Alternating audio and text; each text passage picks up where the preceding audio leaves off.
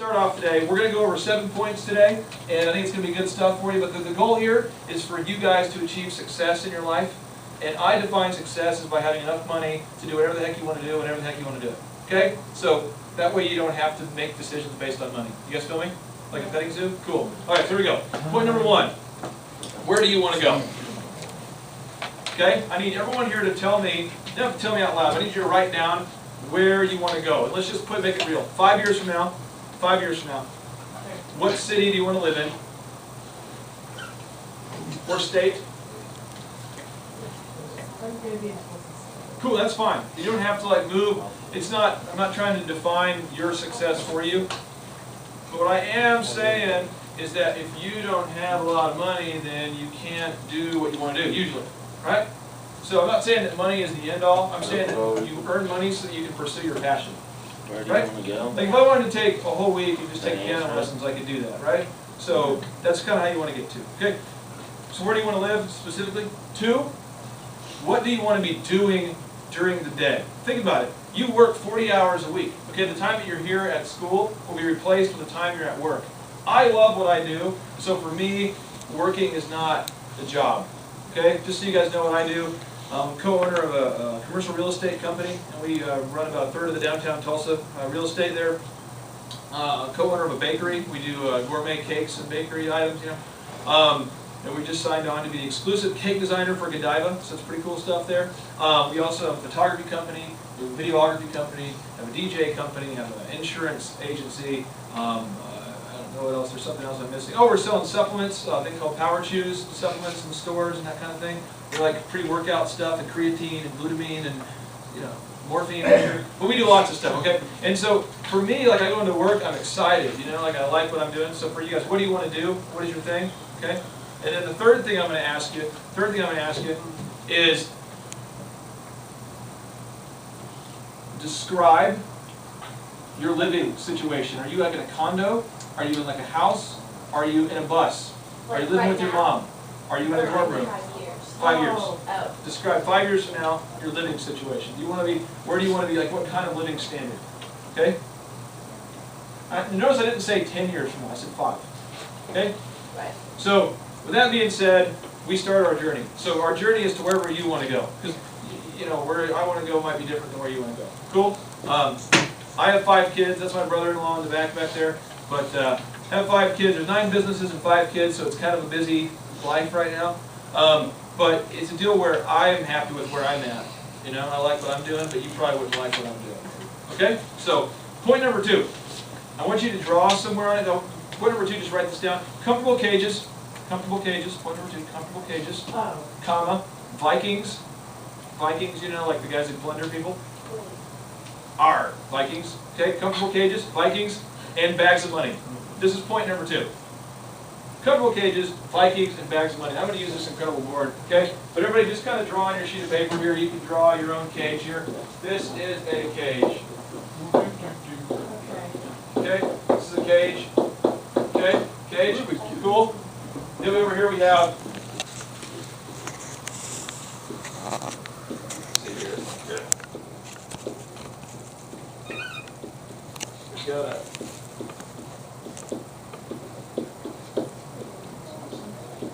Alright, over here we've got our Viking. I'm just going to draw this right here. I'm not sure exactly what.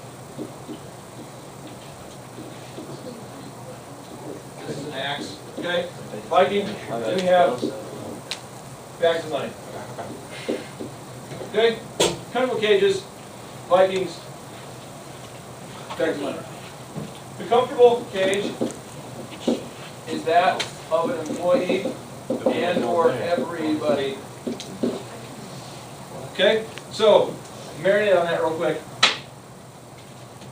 The average person. Do you guys feel like you want to be the average person? No. Okay, cool. So that's good. But real quick, what is the average person in America? You can just write this down underneath your cage. The average American right now at the age of retirement, which is age 69, okay, USA Today did this little study. The average American has an $11,000, so it's a negative $11,000 net worth at age 69. What does that mean? Somebody? Anybody? means they owe $11,000 more than they have when it's time to retire. The average American. Okay? That's a problem.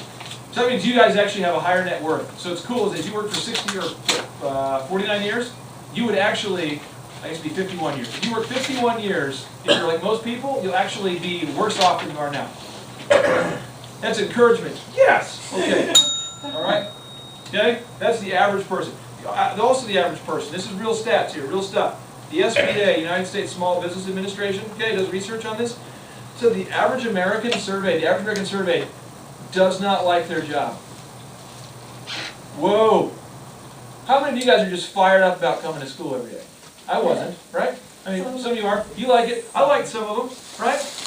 But what would make you only live one time, right? Can we all agree on this? Some of you might think we die, we become a cow or something. I don't know. Okay, I believe in eternal life, but some of you might go, we become a cow and we come back again and we get to be reincarnation. I don't know. Okay, but what I'm saying is, if you only live one time as a human, right? So what the heck are you waiting for? Like, why do you want to go through the average thing and retire with a negative net worth and work at a job you hate?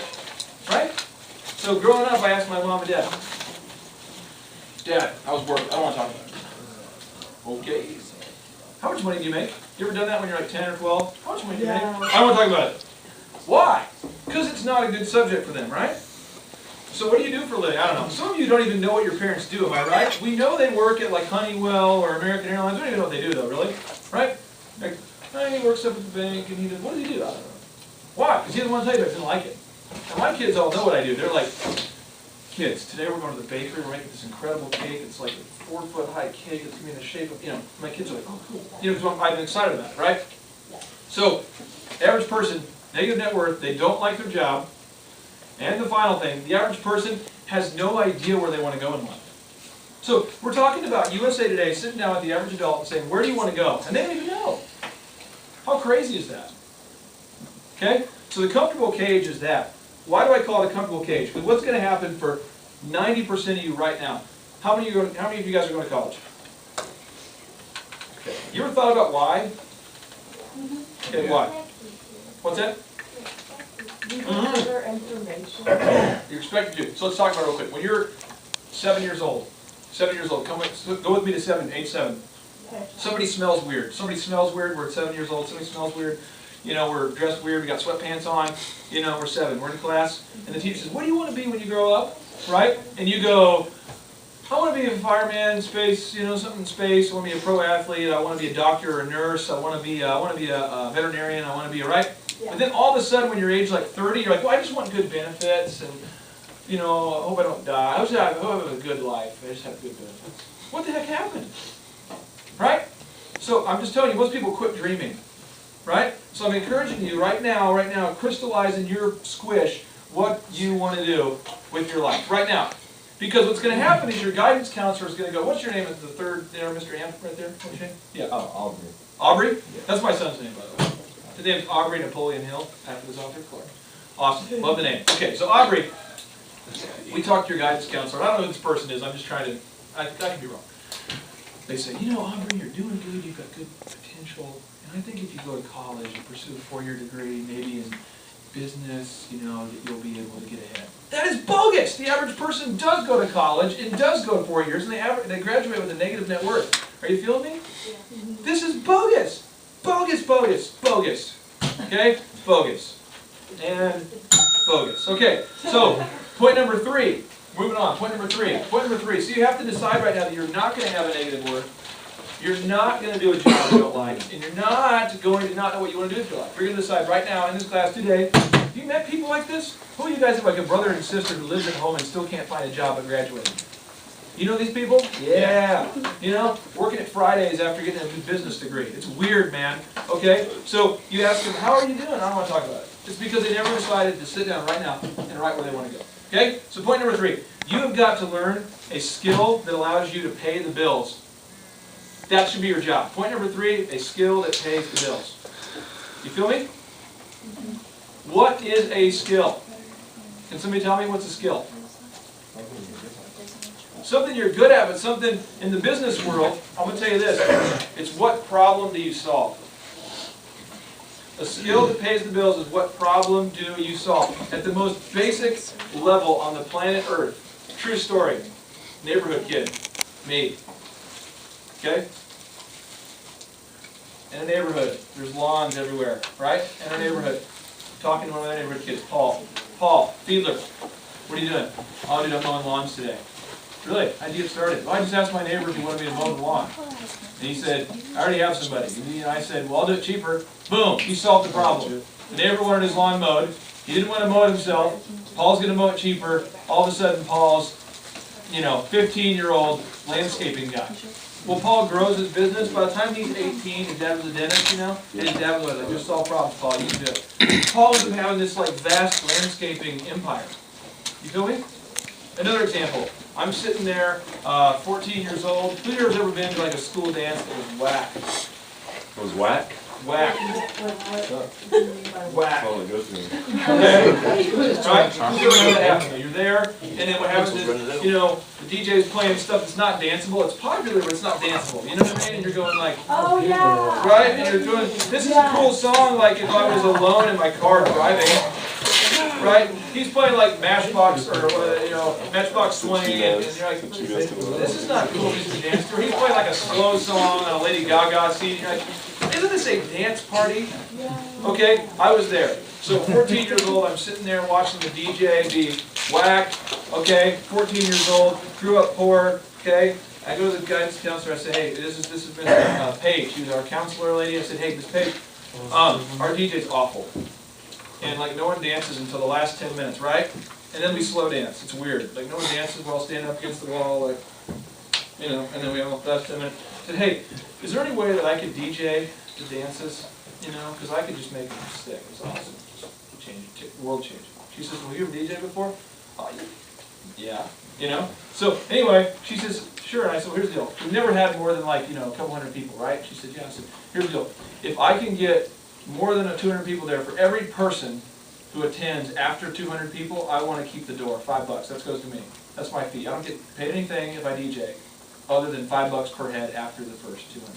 Right? Yeah. So she says, okay, you can do it. So thus, DJ Clavis, my first job, was born. Okay? So I went around promoting this dance, and then I got a hold. I called these different companies that sold pop. I think it was Volt was one of the companies. I called them up, like Pepsi, and said, hey, would you guys want to sponsor a school dance? It's awesome. They said, no, keep calling. Finally, I have someone say yes. The guys from Vault sponsored the dance. They sponsor the dance, which means I get free pop, right? So I go to Miss Paige. Miss Paige, hey, if I sell pop, can I keep all the proceeds? Yes. Oh, you know what I'm saying?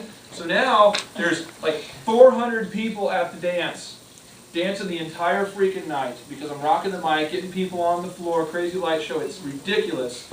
And then in one night, I'm making $1,200 and I'm 15 years old, right? Because I solved the problem. The problem was the dances were awful, right? The problem was the dances were awful. In middle school, I discovered that you can't have gum, right? Can you have gum here or not have gum? Yeah, gum. Okay, was it kind of a big deal in middle school you couldn't have gum? Yes. I was the gum peddler. What's that? No, I don't know. Well, I was the gum peddler. I was like, hey, you need gum? I've got gum. You want gum? I've got gum.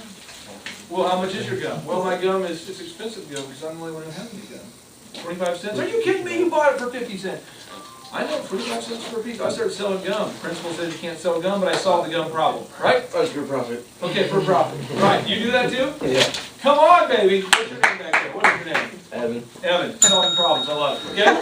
So, here's the deal. Solving problems. What is the problem you're going to solve? What's the skill that you have to pay the bills, right? Steal. So if you go to a job interview after graduating from college and you cannot solve a problem, you are in trouble.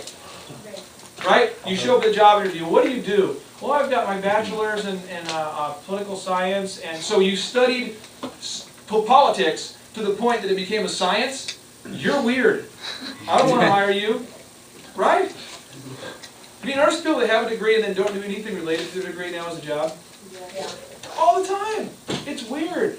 Okay? A college degree is basically a merit badge that says, look, I didn't quit after 4 years. You're going to pass. You're going to graduate from TCC if you just enroll online and have your brother take the test for you. I mean, it's easy stuff. Okay? So I'm just telling you guys, some of you need to go to college. You're going to be an architect. Who wants to be like an architect or a doctor? Or, okay, so you have to go to college. You know what I mean? You can't just get a book and go, I talked to this guy, he's a speaker, he came in, he's talking about Vikings, and I read this book, and so I want to operate. You know what I mean? No one's going to do that. Unless you're Dr. Dre, then you can do that. Okay? But what is the problem that Dr. Dre solved? What was the problem that Dr. Dre solved? What? Beats. Beats were awful at the time. So he came in and he actually brought live instrumentation to hip-hop, and he brought a different edge to it, and he solved the problem. Right? That's the problem. What's the problem that Oprah solved? Somebody tell me.